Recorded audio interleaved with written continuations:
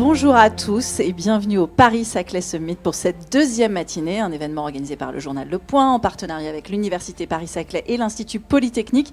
Bon, il suffit de voir la salle, je crois que cette table ronde était extrêmement attendue et vous avez raison parce qu'on va voir des choses exceptionnelles. J'ai juste la délicate mission de vous informer et il en est navré que Thierry Marx n'est pas là aujourd'hui parce qu'il a un rendez-vous avec le ministre. Ben oui, je sais, désolé, mais voilà, un ministre ça n'attend pas, mais franchement il aurait adoré être là, il s'excuse, il adore transmettre, mais vous allez voir que vous n'allez pas regretter d'être venu. Évidemment, quand on parle nourriture de façon futuriste, on pense à de la viande à base de plantes, d'insectes, de bactéries ou de champignons, la viande issue de la culture cellulaire, la cuisine moléculaire, des choses qui peuvent faire envie, jusqu'à la cryoconcentration, je crois qu'on va en avoir un aperçu, qui nous aiderait à retrouver des goûts disparus. Alors peut-être qu'on va replonger dans la poule au pot, voilà, ce genre de plat d'antan. Bon, vous l'aurez compris, la nourriture de demain nous réserve bien des surprises. Alors pour mieux comprendre ce qu'on va avoir dans nos assiettes en 2050 et vous mettre l'eau à la bouche, je vais laisser la place à Raphaël Aumont, professeur chimiste, directeur du Centre français de l'innovation culinaire de l'Université Paris-Saclay, et à Béatrice Parinaud, journaliste au Point. Merci. Bonjour, merci à tous d'être venus aussi nombreux. Merci à Raphaël. Je dois dire que moi, je me suis candidatée très très vite pour animer cette table ronde. On m'a dit alimentation, nourriture. Là, je regarde votre table. Je suis un peu sceptique, mais on va bien voir ce qu'on va manger dans 40 minutes. Je compte sur vos talents. Vous connaissez quand même très bien Thierry Marx, puisque vous travaillez avec lui. Avant de démarrer nos petites expériences, peut-être que vous pouvez nous raconter ce que vous faites avec lui au quotidien, depuis quand et aussi comment vous êtes rencontrés. Bien sûr, alors avec Thierry, c'est une longue histoire d'amitié. Il s'excuse encore, vraiment, il est encore vraiment désolé hier au téléphone. Mais donc, ça fait une quinzaine d'années qu'on s'est rencontrés. Et en fait, on a monté, il y a une dizaine d'années maintenant, le Centre français d'innovation culinaire à l'Université Paris-Saclay. Vous pouvez venir voir, c'est dans la vallée, c'est un joli petit lieu. Et en fait, on a été soutenu, et on la remercie jamais assez, mais de Sylvie Rotaillot, qui à l'époque était doyenne de l'université, nous a dit, mais quartier libre, osons finalement, parce qu'il faut oser mettre de l'artisanat, de l'entreprise au sein d'une université, créer une chaire universitaire, ça c'était aussi complètement inédit. Et donc on s'est lancé dans cette aventure et on réfléchit sur la cuisine de demain. Les enjeux de cette chaire, en fait, c'est quelle est la cuisine pour 2050 ? Alors ça, c'était déjà il y a 10 ans. Maintenant, il faudrait peut-être déjà se projeter à 2070. Et donc, en fait, c'est un lieu de réflexion. Alors, j'ai 2-3 images du labo. Vous voyez, c'est un lieu, en fait, entre science et cuisine. Il y a des microscopes, mais il y a des casseroles, il y a des choses comme ça. C'est assez rigolo, assez perturbant aussi. On réfléchit sur la casserole de demain, l'univers de demain, le four de demain, le siphon de demain. Tout à l'heure, dans l'introduction, c'était... est-ce qu'on va manger des insectes? Est-ce qu'on va manger des algues? Est-ce que ça fait toujours peur un peu, mais non, la cuisine, ça doit être de la gourmandise. Ça, c'est ce que nous enseigne Thierry. Avant tout, ça restera et ça a toujours été du plaisir. Archestrate, plaisir, bien-être, santé. Et en fait, ça n'a jamais dérogé de ces choses-là. Après, la science, elle peut éclairer la cuisine. Moi, c'est comme ça que je le vois, avec des technologies,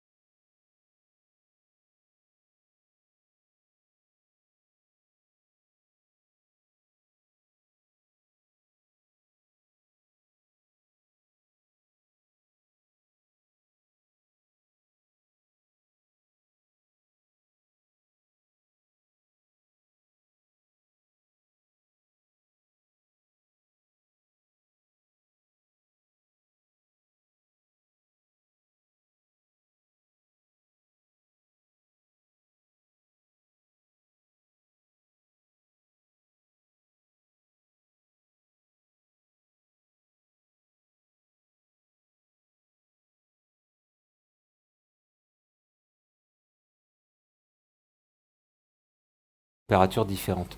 Donc si je veux faire un œuf mollet correct, Ouais, et ben dites-nous. du coup, voilà, parce que la conclusion après Oui, c'est ok, c'est sympa la science, maintenant je reviens en cuisine. Et ben on va se dire, 3 minutes à 6 minutes à 85 degrés, c'est top. Parce que là, vous cuisez correctement les 2 blancs d'œufs. Alors que Voilà. le 3 Mais minutes à 100 comment je degrés... gère mes 85 degrés? Alors voilà, ça c'est une très bonne question. Il faut travailler sur l'outil de demain aussi, la casserole de demain. Ça c'est aussi d'autres messages. On a qu'une demi-heure, ça va être compliqué. J'avais 150 transparents. J'ai tellement de choses à vous dire. Mais en fait, on réfléchit aussi sur les outils de demain. Vous savez, par exemple, Aper, voilà, que vous avez ici. Parce que la science et la technique s'est mis au service de la cuisine, eh bien, il y a eu l'apertisation, la boîte de conserve. Et ça a changé complètement, entre guillemets, le monde. Et donc, en fait, on se dit, si on veut revenir à notre œuf dur, on se dit, peut-être que ce cuit-œuf, là, il ne sert plus à rien. Peut-être que 100 degrés, c'est vraiment pas la bonne température. Et donc, travaillons avec des fournisseurs, des équipementiers, pour réfléchir au siphon de demain, la casserole de demain. Vous regardez une casserole, c'est catastrophique, c'est comme le Moyen-Âge, si vous regardez bien. Alors, on a une plaque induction, ça fait Moyen-Âge, mais la démarche est aussi moyenâgeuse. Le feu, le foyer, ça chauffe, ça bout, et alors quand ça bout, met l'haricot, quand ça bout, met la viande, quand ça bout, les machins. Mais rien, la science nous dit que rien ne cuit ou coagule à 100 degrés. À 9, on vient de le voir, 56 degrés, ça commence. Des fruits, des légumes, 85 degrés, les pectines. La viande, un rosé, vous savez, par exemple, un filet, vous voulez un quasi de veau rosé, 54 degrés. 100 degrés, c'est catastrophique, parce que 100 degrés, tout bout, ça s'évapore, et alors là, le drame, ça sent bon en cuisine. Je ne sais pas si vous avez remarqué. Ça sent. Alors on se dit, ça sent bon chez toi, tu cuisines bien. Bah non, tu cuisines pas bien, ça sent bon. Alors ça veut dire quoi? Ça veut dire que tout ce qui sentait bon, toutes les molécules sympas, aromatiques, fragiles, elles sont parties dans la pièce, dans les cheveux, dans les rideaux, au passage. Et vous dites, moi je me dis à chaque fois, je dis, mais qu'est-ce que on va mal bouffer encore chez mes amis? Je dis à chaque fois, ça va être encore dégueulasse, parce que ça sent trop bon. J'ai plus d'amis, rassurez-vous. Mais donc comme ça, c'est vite fait le samedi soir. Mais sérieusement, on se dit, mais qu'est-ce qui va rester dans ma casserole, dans mon assiette? Les trucs qui voulaient pas s'envoler, qui voulaient pas s'évaporer. Mais vous, là, du coup, qui savez tout ça, comment vous faites à la maison? J'ai un thermomètre. Mais comment? Voilà. D'accord, vous cuisinez avec votre thermomètre à côté de vous. Et surtout, dès que ça bouge, je mets un tout petit peu d'eau. Et c'est vrai que j'ai acheté une sorte de bain-marie. Et en chimie, par exemple, on connaît les bains-maries depuis très longtemps, en fait. Et ce côté, vous savez, un chauffe-ballon, c'est hyper bien fait. C'est sphérique, la chaleur est homogène. Et la résistance enrobe tout le ballon. Elle n'est pas juste en dessous pour brûler et en haut pour rien maîtriser de la température. Comment voulez-vous cuire un truc à 1 degré près? Rosé, saignant, à point bien cuit, c'est tous les 2 degrés que ça change.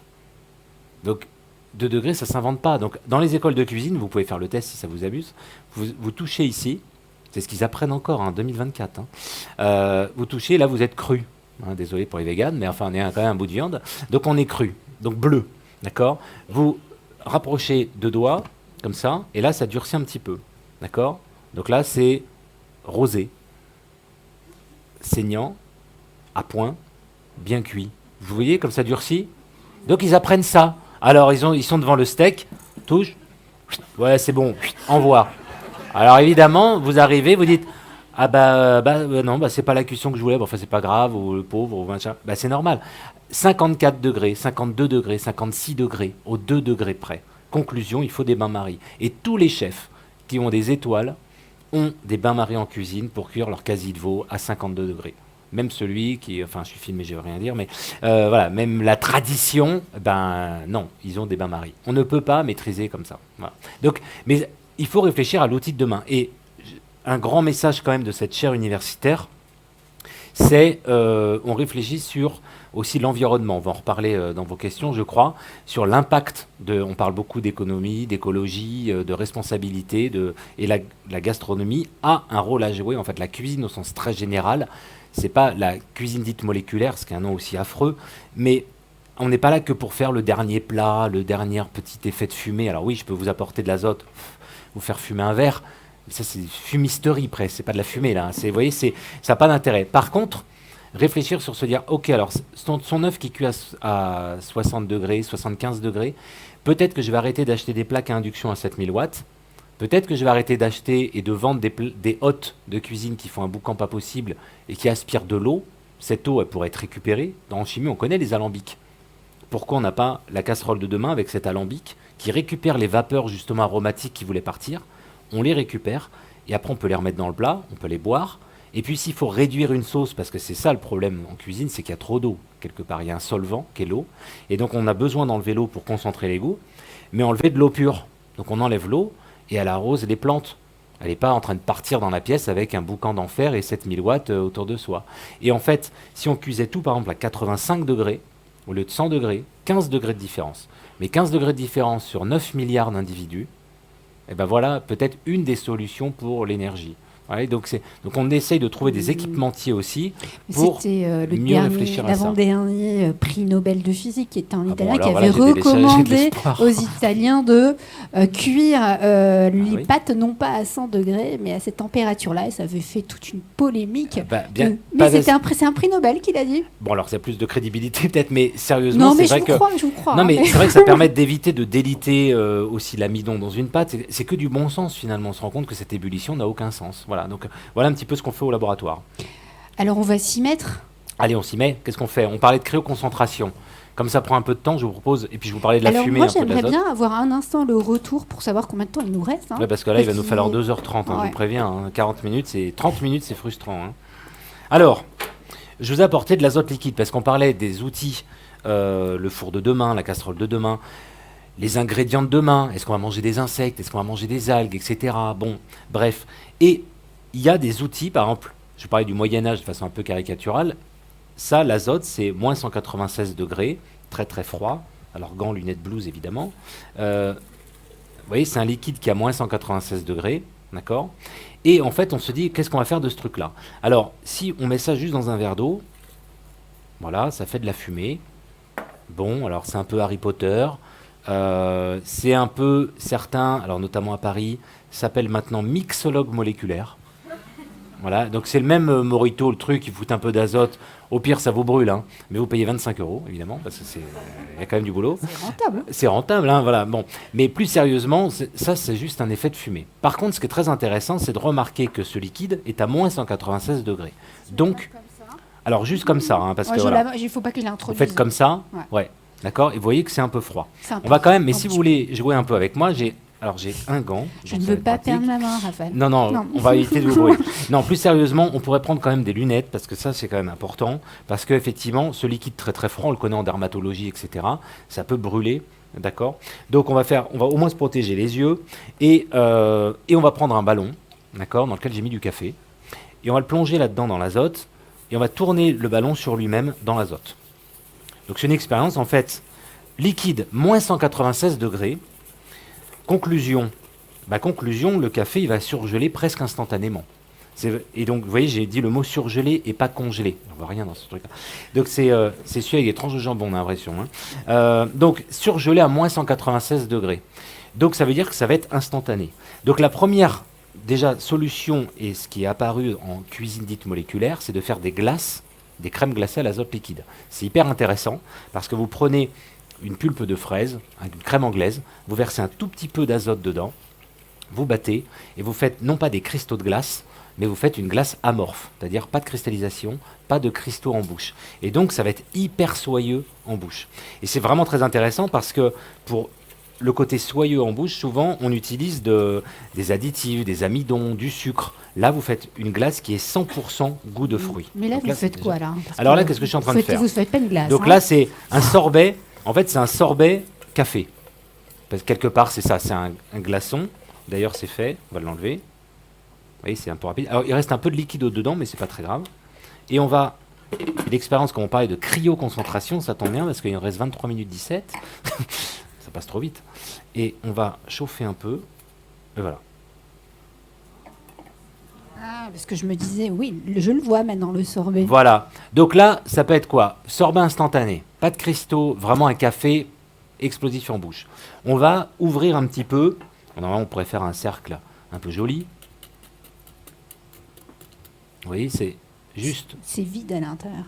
C'est vide, c'est... Très bien. Je peux le montrer aux personnes un petit peu? Oui, mais bien sûr. Comme ça, vous voyez que c'est vide, je ne mens pas. Alors, qu'est-ce qu'on va faire avec ça? Ne les tâchez pas, parce que après, ça va être ma faute. Je ne peux pas les tâcher, il y a rien à D'accord. l'intérieur. Très bien, très bien. Alors, donc ça permet de faire un contenant. Je mets une mousse au chocolat dedans, je mets une glace, je mets une cloche, je fais une coque comme ça glacée par exemple avec de l'eau de tomate. Vous faites une tomate mozza avec un peu de chaud, un peu de froid. La cuisine de Thierry, c'est justement un jeu de texture et de température. Il pense que l'émotion en cuisine, ça vient de là. Et il a, je pense, tout à fait raison. Bon, c'est pas grave ça. Je serai jamais réinvité, c'est pas grave. Donc, Non, mais la moquette a résisté. là, par contre, ça a du sens de mettre un peu d'azote. D'abord, c'est beau. Et surtout, ça va continuer à rafraîchir la glace. D'accord ? Et là, maintenant, dedans, je peux mettre une mousse au chocolat, un truc comme ça. Café glacé. Voilà un café glacé, zéro additif. Parce que ce qui est très intéressant aussi dans cette cuisine dite moléculaire, qui est un mot franchement affreux, parce que cuisine, c'est gourmandise, plaisir, partage. Et le mot moléculaire, il arrive comme ça, alors que tout est moléculaire. La blanquette de veau de ma grand-mère, un sachet de thé dans de l'eau, il n'y a rien de plus moléculaire. Il y a des diffusions, des oxydations, la loi de Fick, vous pouvez mettre tout ce que vous voulez derrière. Et donc tout est moléculaire.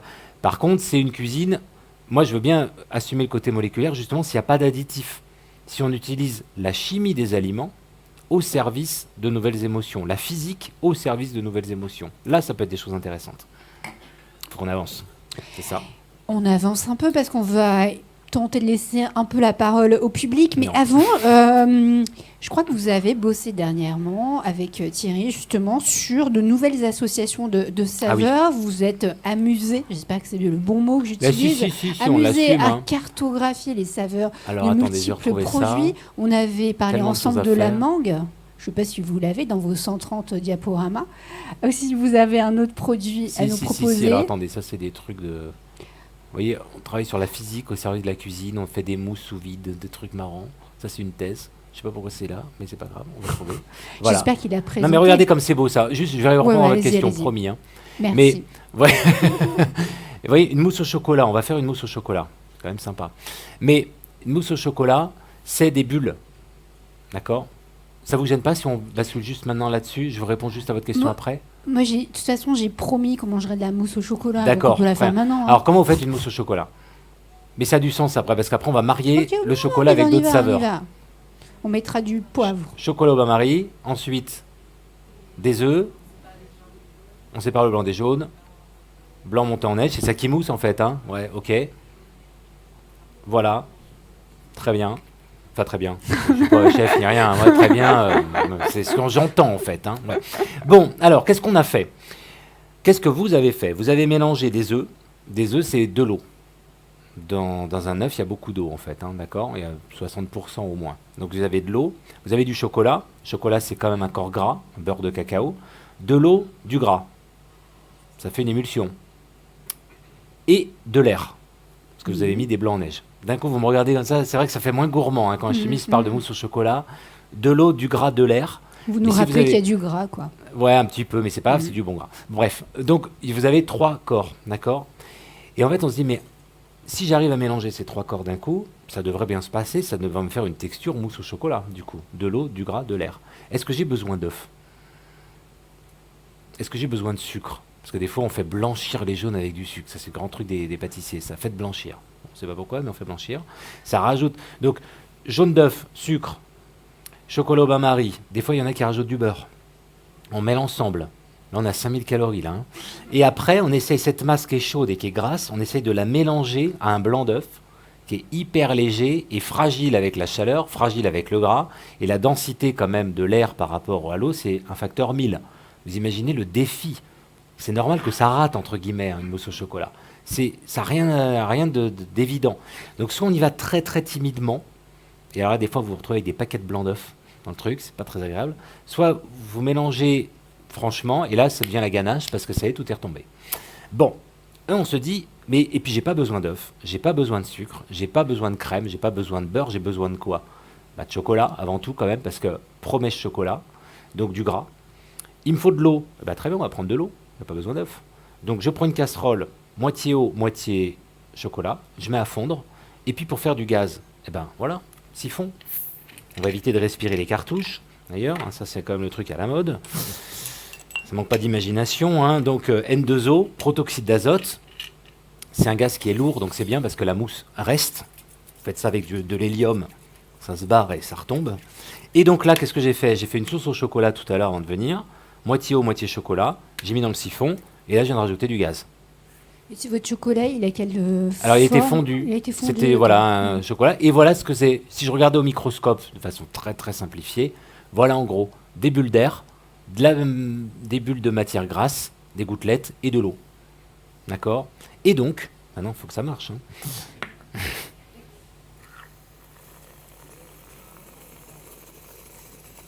C'est tellement simple. Eh ben voilà, merci. Hein, voilà, c'est simple. Et alors regardez, nous l'avantage c'est que Moi, il y a j'ai 3 goûté. cuillères. Voilà, ça. Mais regardez cette texture. Il y a des bulles, c'est pas en train de retomber comme un espuma, en train de dire ah c'était beau, mais ça y est, il n'y a plus rien, d'accord. Et là c'est juste soyeux comme il faut parce que j'aime bien cette mousse moi quand c'est vraiment très très moelleux. Mais après vous allez goûter, vous allez me dire ah j'aime bien quand c'est quand même un peu plus ferme. Et ben vous rajoutez quoi? De la matière grasse qui a tendance à durcir. Si vous voulez un truc plus mou, bah il faut de l'eau. Donc, oui, vous comprenez aussi si vous essayez chez vous que ça marche pas, vous dites attends j'apprends de mes erreurs. C'est quoi l'équilibre que j'ai loupé, d'accord. Et alors on a un peu d'azote, on va en profiter. Parce que là, quand c'est une mousse qui est surgelée très rapidement, ça devient quoi une mousse surgelée rapidement? Une crème glacée. Croquette. Oui, Je crois qu'il y a c'est des hyper mal jaloux poli dans de la manger salle, comme hein. ça. Hein. Ouais. C'est assez mal poli ce que je fais, mais bon, tenez. Merci. Voilà. Pardon, moi Mais aussi je mange. et alors là, l'intérêt, c'est que, maintenant je réponds à votre question, c'est que justement, Je vais juste leur dire que c'est bon. c'est quand même incroyable, Parce non que bon. non mais c'est vrai parce que, allez, on en prend deux personnes au pif. Parce que quand vous parlez d'un chocolat, vous parlez d'un chocolat comme d'un grand cru maintenant. Hein, vous avez un certain équilibre. Allez, ça va tomber soit sur la moquette, soit sur moi. Alors là, il y a une main levée, on ne peut pas s'empêcher. Qui a bien répondu tout à l'heure là à l'œuf? Allez, battez-vous. Bon, il y en aura d'autres. Hein, il y en aura d'autres tout à l'heure. Oui, on va pas Donc, manger ce qui reste ici, on vous le laisse. mais là, vous avez 100% chocolat. C'est un grand chocolat qui est déjà équilibré en termes de sucre, d'amertume, etc. Donc, justement, l'œuf, le sucre, le beurre, il aurait dilué toutes ces saveurs. Là, vous êtes chocolat. Paf, on vous annonçait ça. Vous voyez? Et là, c'est la physique. Et là, en plus, il y a quoi? Il n'y a pas d'allergènes, c'est vegan, c'est machin, ça coche toutes les cases. Pas de sucre ajouté, 4 fois moins de calories, ça se conserve. Vous voyez, il y a plein de bénéfices qui n'étaient pas On prévus peut en au manger début. presque tous les jours alors, sur moi. Bah, pourquoi pas? Voilà. Et donc, maintenant, pour répondre à votre question, qu'est-ce qu'on va faire avec le chocolat? Si je vous dis chocolat, vous allez me dire quoi? Chocolat avec quoi? Bah, du poivre, non? De la poire? De la poire, chocolat poivre, ouais. Chocolat orange. Voilà, par exemple, là, vous voyez. Chocolat, voilà, chocolat poire. Chocolat café? Chocolat café, voilà. Donc, vous voyez, chocolat praline. Enfin, vous connaissez tous ces imaginaires. Si je vous dis, par exemple, le macaron de Pierre Hermé, ISPA.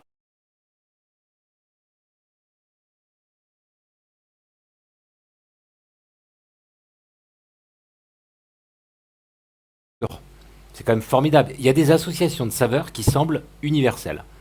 Et on se dit, mais pourquoi? Et donc, pourquoi?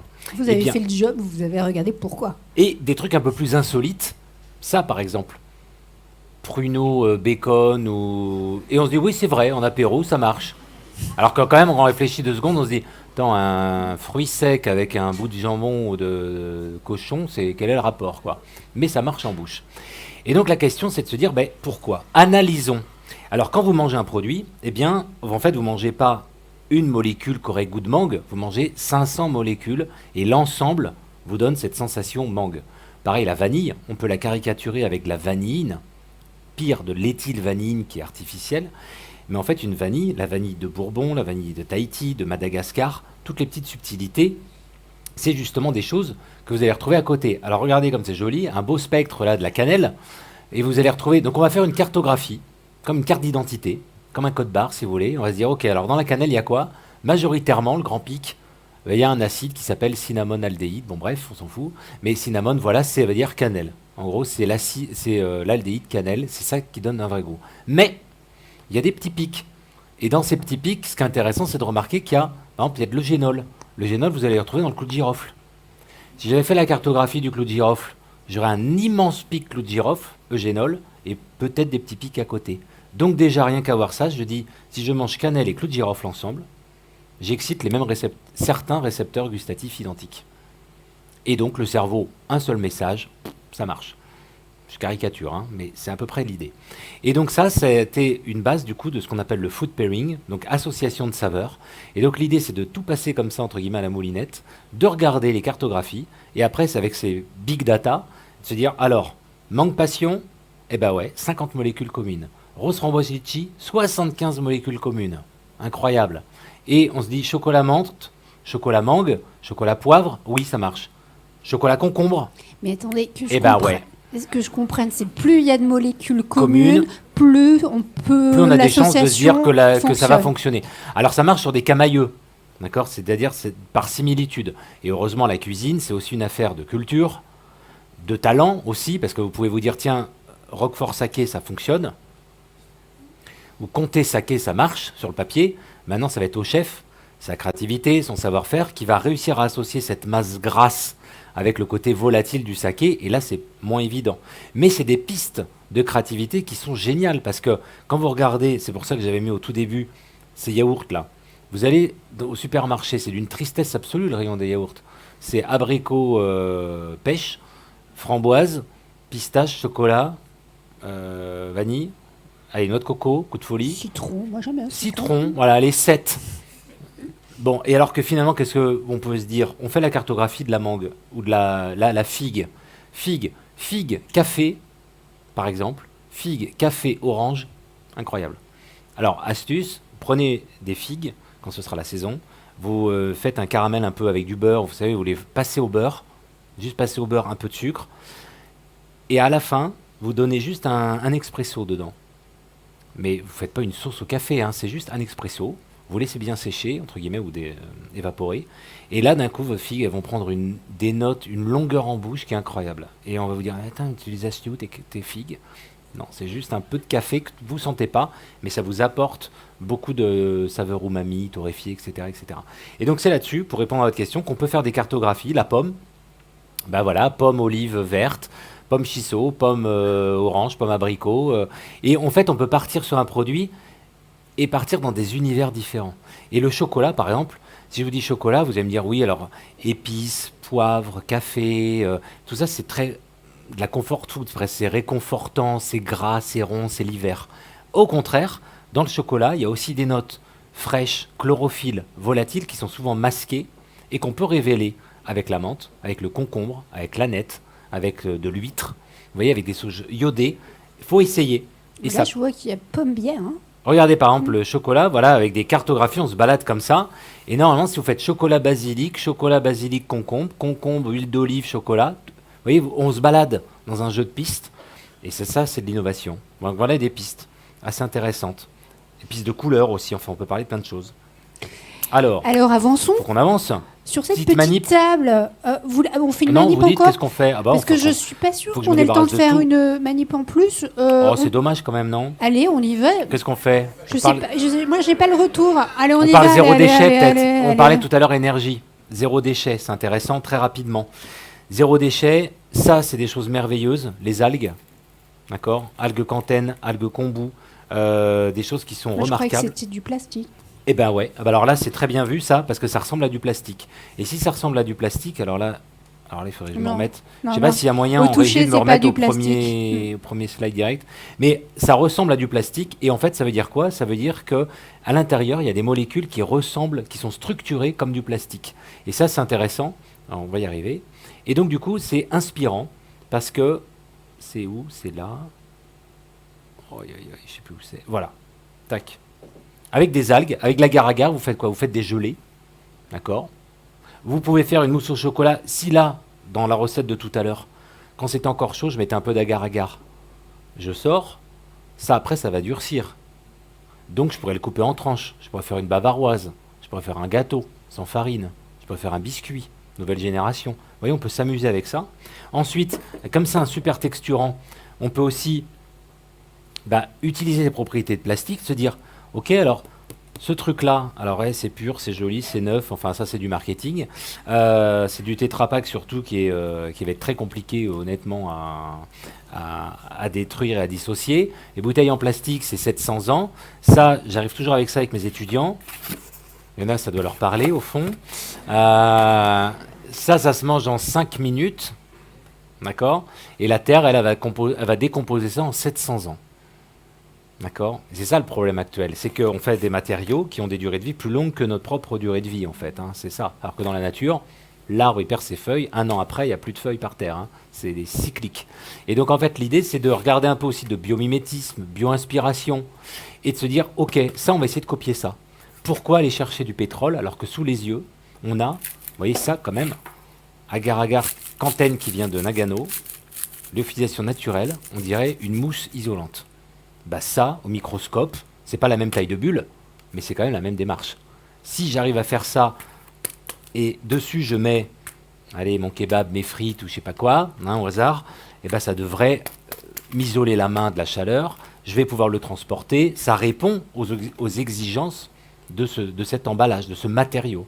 Donc fabriquons des matériaux avec des choses qui peuvent se manger ou au moins se dégrader très facilement. Donc concrètement, on a pris ça, on a refait ça, et on arrive à ça aujourd'hui au labo. On a un brevet là-dessus, il y a même une start-up qui démarre. On dirait une mousse. Ouais. On dirait du polystyrène. Sauf que c'est de l'agar-agar. Voilà. Et ça, c'est quand même génial. Et alors, ça part même, ça c'est complètement inattendu, mais ça part même, il y a eu un... Ah non, je ne l'ai pas là, bon, tant pis. Je peux le faire passer au premier Bien sûr, bien sûr. Ouais, faut pas en garder. Il y a un brevet dessus, hein, donc faut pas. Ne gardez pas. Faut pas l'analyser, hein. Faites gaffe de pas. Voilà. Mais alors ça, très intéressant. Il y a comment ça s'appelle? Il y a un médecin de Marseille qui est venu nous voir en disant, dis donc les gars, là, vous êtes en train de fabriquer des trucs qui ressemblent à ce qu'on met nous en injection dans l'embolisation. Complètement un monde complètement à part de la cuisine, on va se dire mais pourquoi? Mais c'est ça aussi le monde matériaux en général qui est passionnant, c'est de faire des liens entre les chercheurs. Et donc là vous avez une image d'embolisation, je ne suis pas du tout médecin, hein, mais bon. Donc là vous voyez par exemple une hémorragie, volontaire ou pas, mais ici, donc c'est une irrigation, c'est un foie, bon bref, et là il y a une veine ici. Et en fait quand vous avez même un accident, un truc comme ça, quand il y a une hémorragie, il faut boucher. Et actuellement, ils bouchent avec ce qu'ils peuvent. Il y a des fils de suture, il y a même du cyanolate, des choses qui ne sont pas très très gourmandes d'ailleurs. Enfin, on ne demande pas d'être gourmand, mais qui ne sont pas très bio. Et là, en fait, c'est comme une éponge. Quand je mets ça dans de l'eau, voilà, et ben après, ça va reprendre son poids, j'absorbe, il y a de l'eau qui coule, j'absorbe, et ça reprend, et ça fait un effet éponge. Donc on a mis ça dans des torpilles, et on a injecté ça, du coup, par radiologie interventionnelle. Et en fait, vous avez vu ici, on a bouché de façon irréversible même. Là, ça fait 6 mois, là, tout se passe bien. Donc là, il y a une piste là-dessus. Donc là, il y a même une start-up. Et vous voyez comment ça peut inspirer. Et puis, à l'échelle de l'emballage, avec Valrhona, qui est un des partenaires du labo, eh bien, il y a des fèves de cacao. Vous savez, la peau des fèves de cacao, souvent, c'est jeté, on ne sait pas quoi en faire, ou c'est brûlé. Et bien là, on a recyclé ça dans cette membrane. Et vous voyez, on commence à faire des choses qui ressemblent... Bon, pour l'instant, ça fait un peu musée du Quai Branly, mais ça va venir. Hein. Voilà. Après, il faut travailler avec des designers, il faut travailler avec des... Je ne sais pas si c'est filmé, hein, c'est catastrophique. Mais mais c'est des pistes matériaux. Et donc, pareil, on travaille sur est-ce que c'est rupture, est-ce que ça casse, est-ce que c'est élastique, est-ce qu'on peut faire une table avec, est-ce qu'on peut faire des couverts jetables, est-ce qu'on peut faire plein de choses comme ça. Pareil, des coquilles d'œufs. Vous jetez une coquille, vous jetez 6 grammes de carbonate de calcium. C'est quand même la structure d'un os ou d'un ongle, et bien là on peut utiliser ce truc-là, et c'est zéro problème. Et donc on est en train de refaire un coquetier à base de coquilles d'œufs. Vous voyez, il y a plein de pistes comme ça. Pour revenir en cuisine, rapidement une manip, la peau d'une orange. Passionnant de regarder aussi une orange, de prendre le temps de se dire pourquoi il y a cette membrane blanche, pourquoi. Alors, la nature, elle a 3,7 milliards d'années de R&D, quelque part. Et donc, vous regardez les gros pamplemousses chinois, là, vous savez, énormément de peau blanche. On se dit pourquoi il y en a autant. Mais dans ces climats chauds, les rayons arrivent, ça chauffe, ça surchaufferait l'intérieur, ça se mettra à fermenter et le produit ne pourrait plus se reproduire. Si vous faites une couche d'isolant, alors c'est magique parce que vous gardez vos grains quelque part, vous gardez la reproduction. Donc, si je fais un isolant, pareil, c'est le même principe d'isoler une maison, etc. Donc on peut se dire, ok, donc on va utiliser ces membranes de pectine cette fois. Donc là, c'est une peau d'orange, d'accord, avec toutes les parties qu'on allait jeter à tort. Et en fait, on va simplement rajouter dedans un tout petit peu d'eau riche en calcium. On va mélanger. Alors non, peut-être on va changer de cuillère quand même. Et ces pectines, alors je vais remettre un petit peu. Ces pectines ont des charges électriques, alors je vous épargne le truc, mais en fait avec le calcium, ion divalent, bon je vous épargne pas le truc finalement, Ça eh s'épaissit. bien, ça s'épaissit, mais ça fait même une gelée instantanée. Voilà. Ouah. Couperai au montage. Hein. Voilà, donc ça, gelée instantanée. On a gélifié la pectine. On allait jeter ce truc-là. En cuisine, on apprend à jeter encore les parties blanches en disant c'est amer, tu jettes. Ben non, c'est un gélifiant naturel. Pourquoi aller chercher des gommes de je sais pas quoi, des gélifiants artificiels, alors que sous les yeux, il suffit de savoir extraire par contre les produits pour faire un super gélifiant. Et ça, vous faites une confiture, vous mettez une pulpe de fruits là-dedans, vous auriez mis toute l'orange. Vous avez une marmelade d'orange, 0 sucre ajouté. Le sucre aujourd'hui, c'est quand même un produit qui est regardé parce qu'il y a du diabète de type 2, il y a chez les enfants de moins de 15 ans, il y a les produits ultra transformés, il y a des trucs comme ça. On peut faire de la confiture. La confiture, elle prend non pas à cause du sucre, mais grâce aux pectines. Vous voyez, c'est ça aussi la démarche. Donc voilà un peu tout ce côté recyclage, zéro déchet, c'est hyper passionnant. Ça aussi, encore une autre manip rigolote. Il nous reste pas beaucoup de temps, Raphaël. Mais justement, je vais faire la manip en... Ouais, vous allez voir. et ça va. Et regardez, ça, pareil, des algues qui sont mis dans un... J'ai mis juste là un extrait naturel de menthe. Vous voyez, c'est liquide. Et en fait, on fait tomber dans de l'eau riche en calcium. Pareil. Si vous avez compris ce coup de confiture là, ben là, on est en train de faire en surface comme une petite confiture. On fait une peau, une membrane. Et ensuite, il suffit d'aller rechercher, d'aller à la pêche. Et vous avez une petite bille. Comme un œuf de poisson. Et quand j'appuie, c'est tac. Vous savez, j'en ai partout. Vous voyez, c'est liquide. Et il a fait une petite membrane. Mais regardez une tomate, regardez une myrtille, regardez une tomate cerise. Il y a une peau qui transporte. C'est quoi une myrtille? C'est 95% d'eau. Vous avez une peau. Finalement, on peut se dire, tiens, un grain de raisin, c'est comme une bouteille d'eau presque naturelle. Vous voyez? Et donc, est-ce qu'on ne peut pas faire cette peau naturelle? Alors oui. Voilà, on a été les premiers au labo aussi à faire ça. Après, on nous a piqué l'idée, donc voilà. Mais ça, cette peau, je perce. Alors, PLA, ça, hein, c'est pas un plastique. Hein, je bois. Là, on a mis quelques zestes de citron pour donner du goût, etc. Et puis pour faire plus joli. Mais voilà, peut-être la bouteille de demain. Alors ça fait quand même plusieurs années qu'on raconte ça. Personne ne finance toujours ce truc, hein, mais bon, ça c'est aussi un problème. Hein, bon, mais voilà, donc ça c'est des pistes. Et alors ça, on a travaillé aussi pour l'espace. Ça y est, je suis en retard. Mais pour Thomas Pesquet, on a fait ce test-là en microgravité. On avait un film, on avait plein de choses. Donc on travaille pour l'espace parce que ça c'est aussi une des pistes. On parlait des insectes, etc. Mais c'est cette petite boîte exactement. Ouais. Il mangeait ça, Thomas Pesquet? Thomas, il mangeait ça, effectivement, la comfort food. Mais en fait, travailler pour l'espace, c'est juste passionnant parce que ça permet aussi de revenir, entre guillemets, sur Terre avec des vraies solutions en termes d'énergie. Là, par exemple, on a fait récemment une mousse au chocolat en microgravité avec le CNES. Et ben, c'est des vrais challenges de se dire comment faire mousser, c'est quoi un fouet, pourquoi ça mousse, quelle vitesse, quelle énergie, quel truc. Et après, sur Terre, on se dit, est-ce que ça, c'est entre guillemets malin? Est-ce qu'on peut pas faire mieux? J'achète un robot à 1 300 €, je n'ai pas cité la marque. Ça tourne à 10 000 tours minute, super. Si la lame était 2 fois plus longue, 2 fois moins rapide en énergie, est-ce que ce serait pas mieux? Vous voyez, donc on revient sur le bon sens. Donc travailler pour l'espace, c'est juste passionnant. Merci beaucoup pour ce merci. voyage. Je suis navrée, la session est terminée. C'est un peu, Bravo. un peu speed, hein. Alors la très bonne nouvelle, c'est qu'il y a une séance de dédicace, donc vous allez pouvoir aller voir Raphaël Aumont et poser éventuellement quelques questions, parce qu'à mon avis, il y en avait. Donc Oui, il y a et une puis séance donc, de dédicace. Et alors, je fais un peu de promo. Très bonne nouvelle. L'Atlas des saveurs, aux éditions Duno, qui est sorti, reprend toute la cartographie, justement, de ces associations de saveurs. Vous achetez du brocoli, vous achetez un poireau, tiens, avec quoi je vais l'associer? On vous a donné toutes les cartographies que vous avez vues ici. Voilà. Merci pour le voyage. Merci à vous.